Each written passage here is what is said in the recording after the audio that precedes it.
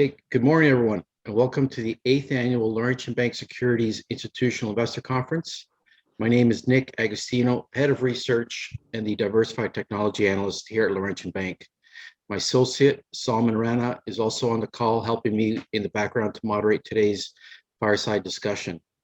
Before we begin, just some housekeeping items. Please ensure your microphone is on mute and your camera is turned off during this presentation. Please ensure your name appears on the screen so we can properly address you should you have any questions during the presentation. I also will pause during the course of today's chat to take questions. So please just use the raise your hand feature. We will call on you to take that question. And just remember to lower your hand once you're done. And also note that if you experience any technical issues during today's talk, please communicate this in the chat box, which you see on your screen. Finally, we've also added a guide for today's discussion, which could be, it's a series of slides, which can be accessed through the MDF ticker box you see on the bottom right side of your screen. Having said all that, we'll get started. So joining us today, we've got MDF Commerce President CEO Luc Filiatreault. So I will turn it over to Luc. I will start with our fireside chat, and basically focusing first on your unified commerce business, specifically e-groceries and e-commerce in general, obviously a very hot topic over the last 12 months. So first question, in the UK, there's two trains of thought that we're seeing. There's large grocers like Ocado that believe that e-grocery is here to stay, and they expect that to double in the next few years. And you've got other grocers, like Lidl, who believe we'll revert back to some sort of in-person shopping, especially amongst seniors who've been the early adopters of, or strong adopters of e-groceries over the last 12 months. So Luc, where do you stand on that? Where do you think everything shakes out post-pandemic? And do you think that maybe going back to just purchasing bulk items from an e-grocery is kind of the happy medium? Yeah, well, good morning, everyone, and thanks, Nick, and the folks at Laurentian for having me on this discussion. Obviously, your question makes me feel like a politician today when journalists are in the room and ask them, when is the pandemic going to end, and how many more cases will there be, how many more deaths, and everything. So it feels a little bit like that, because the trends that we see, and we can talk about the trends that we see now today, but should there be significant modifications in consumer behavior in the next few years, that's really hard to evaluate, right? But certainly, a lot of things make us think that e-grocery is here to stay, but it's going to evolve. And e-grocery is going to be more than simply ordering, bulk items and picking them up when you're back from work or things like that. That's really convenience shopping.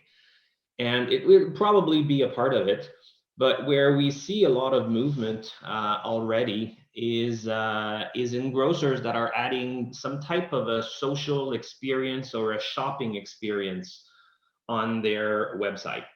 Let's face it, consuming food is one of the most important human activity. It takes up, I don't know, I would say 10-15% of our time budget. In some countries, it's actually a lot more than that. And supplying food is a very, very big business. It's an important business. And up to now, it's one of these businesses that is probably one of the most optimized and makes little use of what technology can really bring, other than improving the whole supply chain. But we see three types of grocers right now. The ones that are big enough that they can create their own platform, and they'll put in a lot of stuff in there, and they're evolving, they're changing with time. They have the ability to adapt to the various clienteles that they have, right? Let's face it, a Lidl or an Aldi does not serve the same clients as a high-end Tesco, for example, or others in the UK. Same thing here in Canada. If you shop at Carnival, or if you shop at, or even within the same grocer at Metro versus what's that, Adonis, not the same clientele, not the same products, not the same shopping experience. So that will reflect in the way the grocers handle the online shopping experience. So the ones that can will create their own platform and probably put their own touch to it.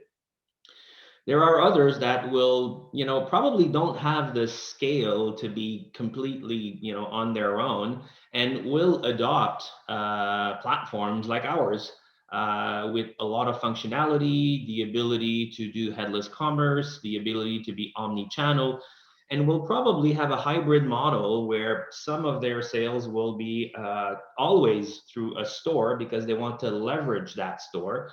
And that's the way we understand the Aldi strategy in the UK. That's the way we understand the Sobeys IGA strategy here in Canada. And generally, the guys that have smaller footprints that are located in smaller, less densely populated areas feel the needs to maintain both the physical connection and offer various online experiences. And when I say online experiences, one thing that has, even caught us by surprise, if you remember when the pandemic started, we initiated a little waiting line because the sites were so busy, we could not take the load instantly. And there was actually a waiting line to get on the site. And we introduced a chat box in the waiting line to chat with the person in front and in the back of where you are in the line. And that created an enormous amount of customer satisfaction and happy customer experience because it mimics, honestly, it kind of mimics Facebook, right? You're just chatting with folks as you're waiting to go do your grocery. Not a big deal technologically. It's super simple. But if you add these types of things, then you increase the satisfaction of the shopping experience. We're playing right now, and it's not yet live, but we're playing with smart menus. So who better than your grocer knows what you're eating? So what if you were able to collect calorie information about the food that you're buying and put an app or functionality together that says, hey, this week you ordered this much dollars of food, but this is how much calorie, how much carbs, how much vitamins. There are lots of things that technology can do for you as the grocer who will want to extend a little more than just supplying the meat or the bread or the flour that you're buying. So I think that's how it's going to evolve. And something that I find is a great proof point, but it only happened, I guess, in the last 2 or 3 days. Google announced a partnership with what's the name? Not Donald. I have Donaldson in mind, but it's not. I'll find it in a second. In the U.S. And it's all about when you search for a product within Google, it'll actually access the inventory of that store located with Google Richardson's. It's Google and Richardson's. So Google doesn't take things lightly, and if they're going into this, I think it's because they feel that the need to have a better usage of technology in grocery shopping, consuming, and everything is there to stay because it will add more than just procure the food that you buy. Okay. Now, you and I have had conversations in the past where you've indicated that e-groceries is difficult on profitability for the grocery stores. So what do you think needs to happen because you lose that in-store cross-selling ability? What do you think needs to happen to improve profitability on the e-grocery side? Do we need to see some sort of consolidation amongst the grocery stores? Do we need to see more of the direct from warehouse shipping? Do we need to see further automation? What has to happen to improve profitability to get more people onto the e-grocery channel? Well, that's where I would say the biggest challenge is, and the biggest challenge is in that last mile of picking up the various products that you need in store. And there's many experiences that are happening there, and it goes from automation with robots that Ocado is doing from very large or fairly large warehousing which is a model, but let's face it, that requires an enormous amount of capital to be able to get that off the rails. And it's valid in very highly dense areas where that warehouse is not too far from the various places where you ship the stuff. So you can't ship it over 100 kilometers. It's probably not sustainable. So that's one model, and the other extreme is the curbside pickup with the in-store shopping by fairly untrained and cheap labor, and that's where I think there still can be significant evolvement in the technology where you can optimize this a lot better. It's to pick up the products is one thing. To make sure that there are no errors is another. And then also to make sure that you get what you order, because I see you're drinking coffee, Nick. Well, maybe you have your preferred brand of coffee. To the 16-year-old who's possibly doing your picking of coffee, that 16-year-old probably doesn't really care whether you drink Maxwell House or, I don't know, Folgers. And but to you it's important. So how do you make that? And this is where I think technology can play a role. And again, I'm going to toot my own horn here, but with our clients, we developed a system where first is that the picking of the grocery is in the order of the aisles. So when you order your grocery, you order in, I don't know, the menu. Monday we're going to have beef with potatoes. Tuesday we're going to have chicken with rice. And that's the order in which you might order your stuff from your cart. It's obviously not the order in which the products are placed in the grocery in the store. So we reorder that list in the order of the aisles. So it's a one pass to go and pick up everything you need. We have the ability to load the planogram of the local store into the system, so we know where the products are in the store. And right now, what we found to be the most effective is the pickers actually wear a glove. So it's not a gun, it's not a phone, it's a glove. And when they go by the product, they pick the product and they point at the barcode. If it's the right product, it makes a pleasing beep tone. If it's not the right product, it buzzes. So the person knows right away. And we found it was the fastest way to get the feedback. There's very little manipulation. You pick the thing, you point at it with your finger, and you put it in, and you have 3 bins. You have frozen, refrigerated, and room temperature. So technology is at the early days of evolving into that picking, and I'm very confident that we will continue to see improvements. Now, other things that can happen, and this is where I bring in that social grocer experience. How do you cross-sell? Well, it's pretty easy. You offer recipes that go with products. And you easily, if you go and say, oh, I'm going to have steak and potatoes, and we might offer you some nice rapini with some grated Parmesan cheese to go with it. So you have a recipe in there and you say, would you like to have this with your steak and potatoes? It's just an idea. Which is, again, how do you think Amazon does cross-selling? So it's technology that we know. It's technology that we know how to do. We just have to put it into the experience, make it pleasant, make it easy. Oh, you'd like the rapini and the Parmesan cheese? Click here, boom, it's in your basket. There you go. Would you like the recipe to go with this? Oh, well, sure, good idea. Right now, we're also discussing with grocers, about adding streams of revenue in advertising. Don't forget that people are going to spend a significant amount of time on these websites, and the brands that they sell are highly interested in advertising certain products or just pure branding. So there's a whole advertisement element that's been untapped up to now.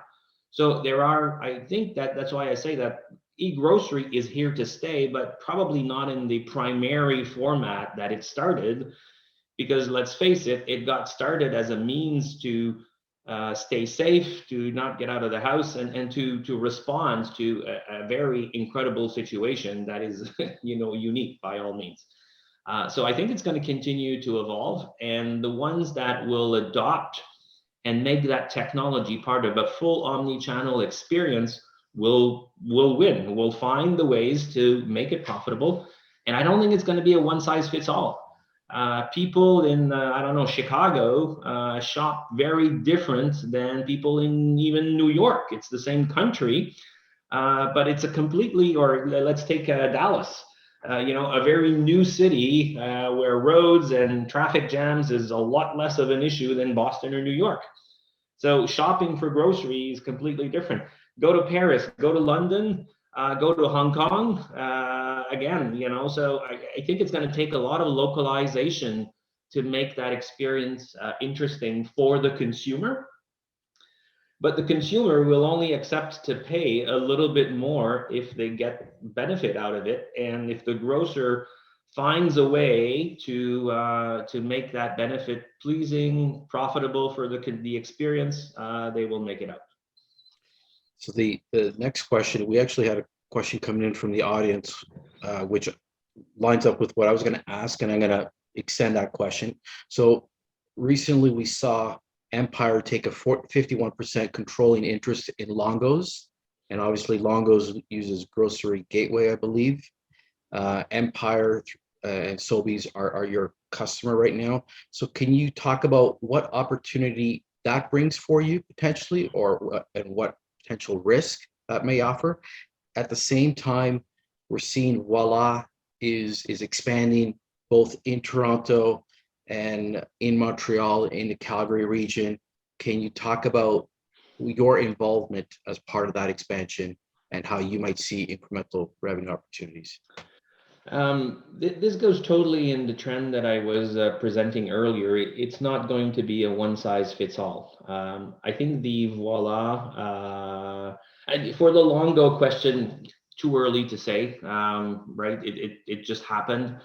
And how is it going to impact, I would say, mid to long term experience? I don't know yet, but we're not privy. We don't have that level of discussion. So just unknown. For the Voila and the Ocado experience, we feel that that's a continuum. As I said, robot picking through large warehouses works fairly well in very highly dense populated areas, where the consumers in that area might accept to or want to have a very let's call it cold experience, right? Maybe not a lot of interaction.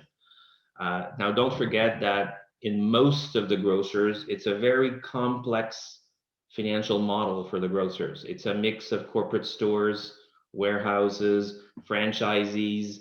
The same brand has big, small, medium stores. They're never completely equal. Go to the various suburbs of Toronto and go in the where there's an ethnie that is there. Well, the store in that suburb is going to be adapted to that particular flavor. Go 2 miles further down the line, it's going to be different. And a central warehouse will probably not have the ability to handle all that. So it's going to continue to be a hybrid model.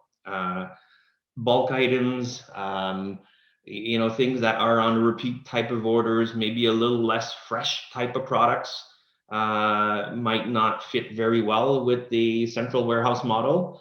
But if you make a continuum between a local store that can handle fresh product a lot easier than your warehouse, if you're just buying, I don't know, toilet papers and soap and dishwashing liquid, well, not a problem. But if you want to pick, or you want somebody to pick some really nice looking tomatoes, I don't know that that's going to be easy to do at a robot level at a warehouse, at least not yet. It might evolve towards that. So we really feel it's going to be a continuum. Franchisees are going to likely continue to exist. And this makes me think of, I've been in e-commerce for, since it started, really. I was already running a company specialized in e-commerce when it started. And I remember having these discussions when Canadian Tire started to really look and work with e-commerce. And Canadian Tire is a franchisee and corporate model. The franchisees at the time were totally opposed and were just putting the bricks everywhere they could with e-commerce because of course they saw that as a way to remove business from them, and the corporate could not force it. And today they that model has completely evolved and they work hand in hand. They found an appropriate way to compensate local stores who are in most cases owned by individuals, and give them a portion or spread a portion of what's on the corporate site. It's actually a tool now that I think that I haven't verified this, but I would say that any franchisee type of retailer that wouldn't have a good digital strategy is at a risk of being displaced. And that digital strategy has to cover both the corporate aspect with the one brand and maybe some core products, but with the franchisees. And we're the platform of Sports Expert, which is a Canadian Tire property for Zani Group. Same thing, right? Not every store carries the same inventory or carries even the same specialized products. So the capacity to adapt to the situation is going to still be very important in grocery, probably even more than in retail because of the closeness that you have with the food that you consume. Okay. Now, maybe talk about competition down the road. You mentioned Google. We've seen obviously Amazon, Walmart are always big beachheads in any industry, and certainly Walmart in the grocery business in general. So the question is, do you see an Amazon, a Walmart as a long-term threat in e-grocery?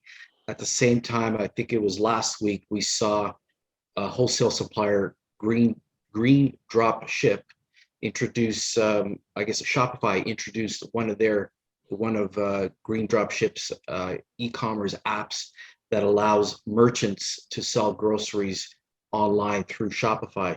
Do you see that as a potential threat to the long-term nature of what you're trying to build? Do you see the Walmarts of the world as potential e-grocery competitors down the road? I like to make comparisons with the physical world because it always helps us understand. I see Amazon and Walmart more and more like shopping centers of the old world, where what was a shopping center? It was a landlord who owned a bunch of real estate, and various retailers would pay a rent to come in and display their products for you, the consumer, to be able to go in that shopping center. And you want to pick up some clothes, you want to pick up some ice cream, you want to pick up, I don't know, some a bicycle for your kids, and you could do all that. And there was a point in time where we all thought that the bigger shopping centers would win the whole world, right? And that all of the small strip malls that were local would disappear, and the swing went from one extreme to the other. So actually, what I see this as opportunities for grocers to start offering more than grocery, because they have a unique relationship with their customers. If today you buy your grocery at IGA, that means that once a week you probably, whether in store or even more easy online, why couldn't you pick up other products at your local IGA? And we see it, for example, in Metro. They have an alliance with Joe Fresh, and they sell, I would say, basic clothing items, nothing fancy.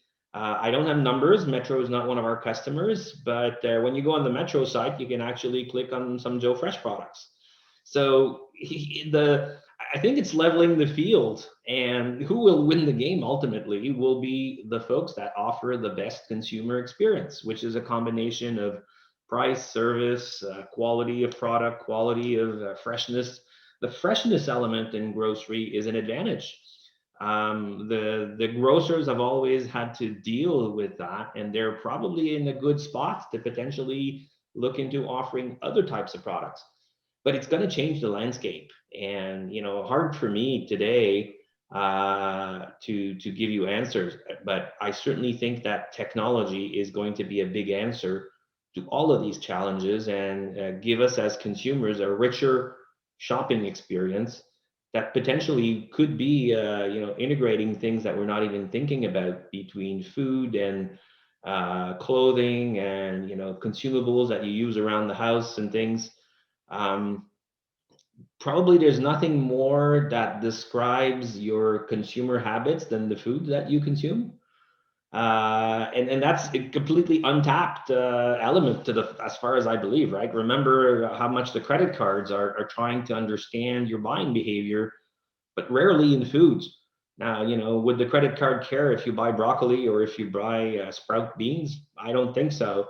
But within good technology on grocery, we can say, hey, this family consumes this kind of food, and they might be more interested in these kinds of sports and products and leisure activities. Who knows? So completely opportunity for me, the way I see this.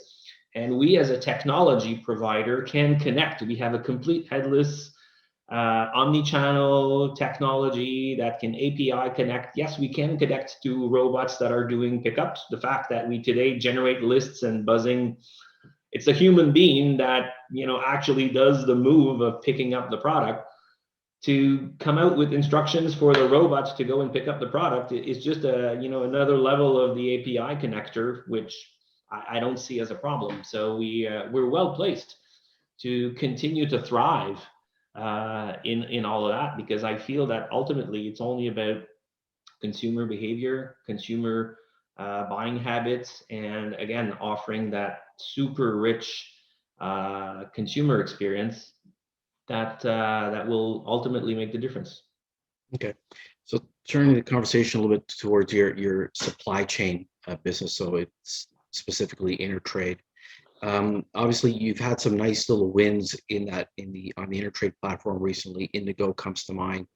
So I guess two questions here. One, are you seeing now a restocking of the inventory levels within your retail, amongst your retail customers, that's allowing you to benefit either from prior wins or from some of these new wins? In other words, they're becoming more active as the pandemic continues to haunt us.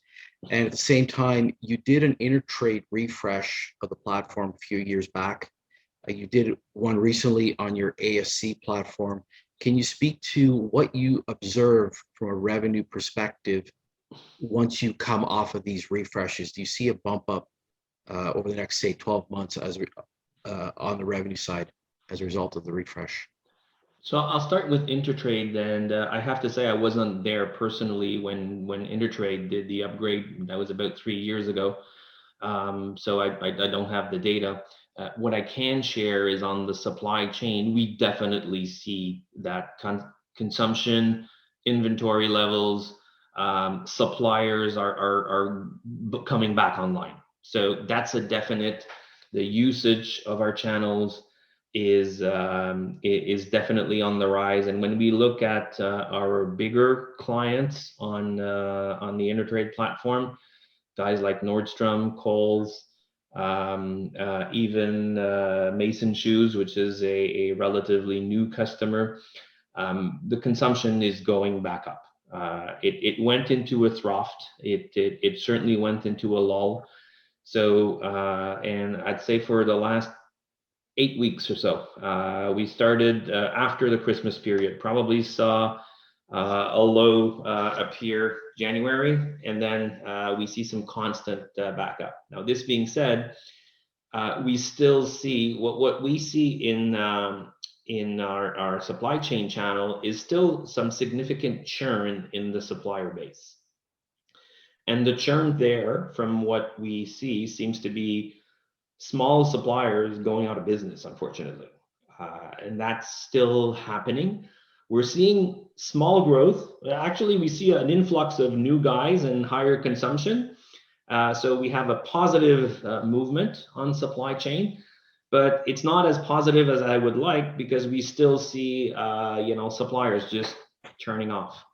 And from the information that we get, it's really guys that have toughed through the pandemic as long as they could, but there comes a point where they just can't sustain. So I think there's going to be still, some stability there before we sort of clean up everything that needs to be cleaned up. And unfortunately, with the variants and things, it seems that we're not out of the woods just yet, right? I don't want to make any readings on the status of economy. It's not my business, but as much as we all thought that, hey, the vaccine is out, give it another quarter and we'll be back to normal, it feels now that it's going to be more than another quarter. Is it 3, 2? I don't know. So I think supply chain is going to stay fairly stable, but the ones that went through are gaining strength. But there are still the weaker ones which had not died yet are still dying, unfortunately. Okay. So Switching now, I guess, to the other side of your business, strategic sourcing. Again, you've had some nice wins within the government world. We saw Rhode Island. I think you had a contract announcement with Newfoundland government as well. And then, of course, the big NHS contract in the UK. The first question is, with Joe Biden talking about I can't remember if it was a $2 trillion or $3 trillion infrastructure bill, giving your BidNet platform down to US. Do you see that infrastructure bill as giving you guys a nice catalyst to really grow your BidNet platform in the US? And basically, how are you positioned to potentially benefit from that infrastructure spending? we definitely see there an immense growth on the BidNet side, right? We overall strat sourcing seems to be growing at close to 15%. And remember, it's been the flat declining business probably for the last 7, 8 years, certainly. And it's now growing at 15%. When I look in a bit more details, US is growing at 25%, and it's still about half of our strat sourcing business, and Canada is growing at 4 or 5%. So we think that US is going to continue to bloom with the acquisition from Vendor Registry we made just about 6 months ago now. It's really working well. Our integration is going well, and the announcements that the US government are making are helping us convince suppliers to get on the network, right? We have the buyers today. We have about 3,500 buyers, and we keep adding new ones. And obviously, as we add new ones, it builds up the network. But there are some suppliers, and I'll take it's almost an anecdotal example. It's a very small company, and their name happens to be the same as our name. It's called MDF. And MDF, it stands for Most Dependable Fountains. They're a small manufacturer in Tennessee, and they sell water fountains to public entities. The type of water fountains you find in parks, in schoolyards, and on sidewalks and things. And we got them as a customer for our e-commerce business. It's a small site. It's nothing huge. But when we started to speak with them, they also discovered that we have this network of municipalities that they can offer their fountains to. So we're experimenting some cross-selling, and they see, the discussions we've had with them was, they see that with the US government spending a lot, wow, this could become a client that I didn't have before. And the way these guys buy is through some public tenders. There's just it's a law. It's not something that will change, at least not in the near future. So we see lots of suppliers that would have said, "Yeah, not really. I'm not into selling to the government." But the government is going to spend so much money to keep the economy going that you'll see a lot of suppliers shift their business model to go and help and serve the government. And in that sense, we're one of the best marketing function that they can hope to have, because that's how they make their business. And we see it in the BidNet numbers. Every month we sell more and more bringing on the suppliers that vendor registry had onto our network. We see our ability to raise prices. Our conversion rates are getting better and better. So good days ahead in strat sourcing for sure. And on the same topic, but turning to the UK, maybe give us an update where you are with NHS as far as signing suppliers, and maybe also talk to the competitive landscape you're seeing in Europe. As you know, one of your competitors, Mercel's, acquired Negometrics, if I pronounced that correctly. So I'm just wondering how that acquisition maybe is potentially changing the competitive landscape in Europe, and how it maybe has an impact or maybe doesn't have an impact on your plans for European growth. We certainly see some good potential to grow in Europe with our strat sourcing platform, and England would be a country of predilection. We're actually, and as you know, we have a pretty intensive consolidation M&A strategy in strat sourcing, because we feel that I'd say the size of the network that you can build there is an incredible asset. So we are on a few discussions that could hopefully come out at some point in time. In the UK, particularly, the laws that they have on procurement are very similar to Canadian law, so we're very well placed. What is the backdrop, though, is as you know, the UK has been hit one of the hardest hits by the pandemic. The country is in a mode where it's still very closed. And NHS has not, I would say, progressed much in the implementation of that procurement platform, because they're still functioning in what I call emergency mode.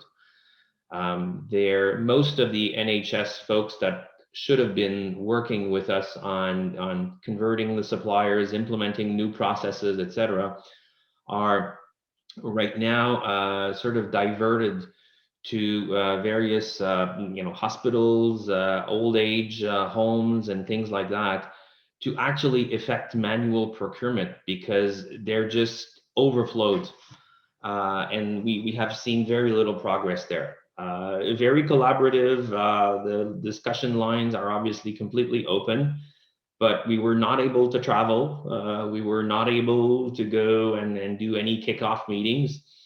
And NHS is a very large beast. And the suppliers, the whole idea was to build a more modern procurement network, better flowing ability. But that's a big change. That's a big change management at the same time as it's putting technology together. And clearly with our customer, because of the immense pressure they've had because of the pandemic, handling the change management for now is just not possible. So very little revenue for us from NHS at this point in time. We don't have any difficulty or any problems or anything like that with the customer, but it's just postponed until they're freed up and they're not locked down and trying to respond to emergency situations all over the country. Okay, so we've got about 5 minutes left, so we'll try to get 2 more questions in. The next question is, and I'm sure this question's come up before, how do you guys think about, for every dollar of professional services that you spend or earn from a revenue perspective, how does that translate to MRR for both your unified commerce and your strategic sourcing business?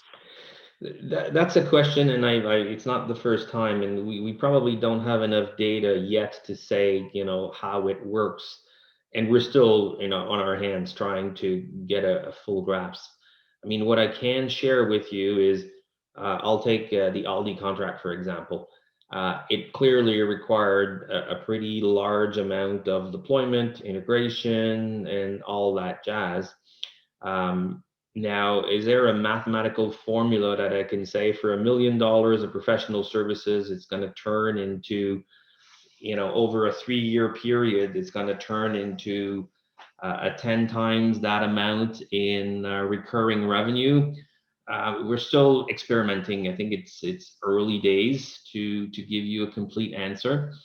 But if I go back to large system integration deployments, which is what we do in e-commerce, if you look at SAP, if you look at Salesforce, if you look at even in some places IBM, there's a correlation that varies between 1 to 3, 4x between the amount of costs in the implementation of a system and then the first year revenue, because if you remember, in those days, it was licensing, not SaaS.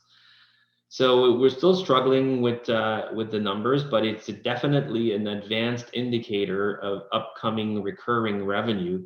To what degree, and where I have an added difficulty in responding to this, is because the amount of recurring revenue somehow is proportional to the consumption. It's not a fixed price. Let's say that for a full month, our Aldi stores would have no transactions, zero. We're going to get a small amount. We have a minimal fee, but it's not what we signed up for, right? But what if the customers stop using the site and don't buy? Well, we're going to get less. On the flip side, if the customers like it so much that they buy twice as much as we have put in our model, we're going to get twice as much the recurring revenue. But fundamentally, we have very little control over the whole thing. So, and that's the e-commerce model, right? There was a time when you sold your software and the cost of the software was X, and whether you used it or not, that was, don't care. This is not the way the business is designed today. And it's the case with every one of our e-commerce companies. All of our clients pay an amount which is proportional to the number of orders that the site processes. So it's a function of gross merchandise value. So that's very hard to predict. And that's why I can't give you an exact number to say it's 1 to 10 or 1 to 5 or 1 to 2. Because ultimately it even depends on the consumption. So very hard for us to have a model of that. We have models that we play with when we start, but then when you experiment and when you actually see it live, we'll be able to give you data a bit later.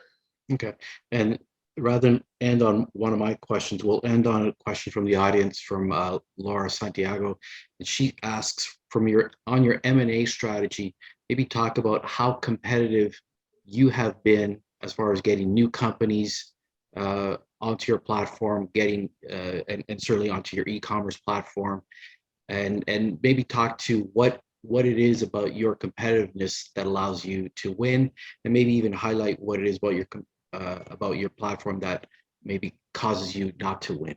And that'll be the last question.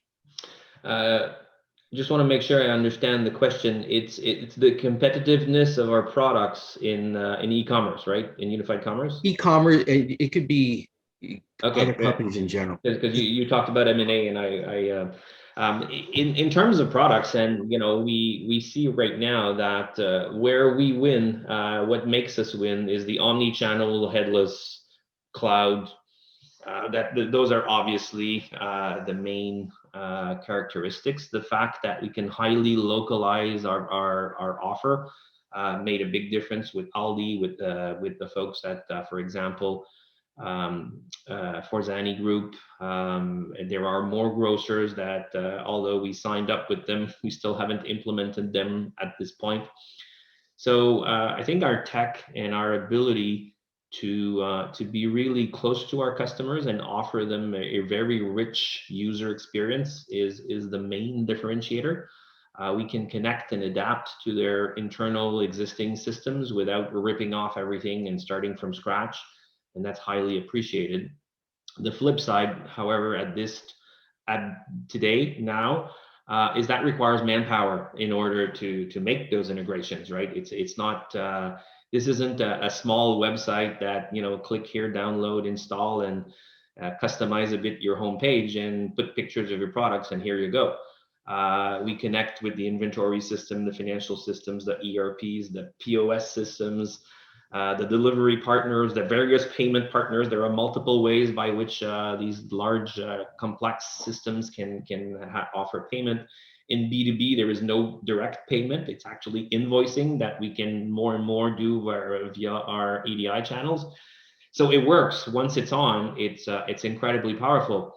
But right now, my biggest challenge is recruiting. Go on our website. If there's any of you who know people who are good developers, please send them our way. You're going to help our company go faster. We've passed the point where we're looking for more than 100 people.